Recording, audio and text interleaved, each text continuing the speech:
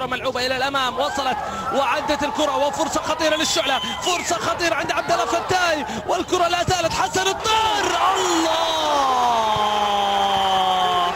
هذه محاولة عبد الله فتاي المطالبة بخطأ، حسن استغل الموقف، صوب كرة باليسار، الكرة وصلت إلى مرمى الفتح، الكرة في شباك عبد الله العويشير، حسن الطار يقدم الشوط وسيرسل الكرة في المرمى،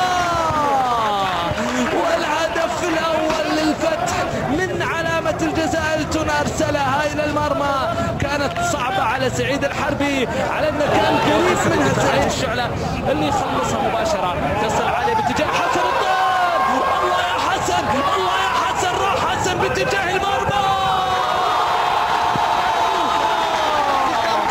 الله على هذا المغربي، حسن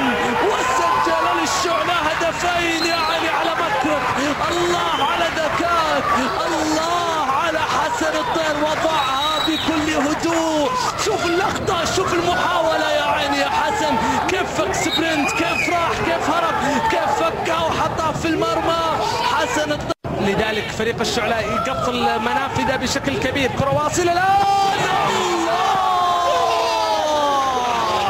واحدة خاطفة يا دوريس، إلى دوريس أرسلها من القلب لتصل إلى قلب المرمى، الله يا دوريس سالمو، كرة قوية وثالث أهداف الكونغولي، وإلتون اللي ينفذ الآن،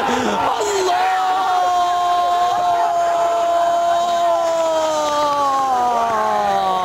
دوريس سالمو بعرضية من إلتون، الله على إرادة الفتح في هذه المواجهة، على عزيمة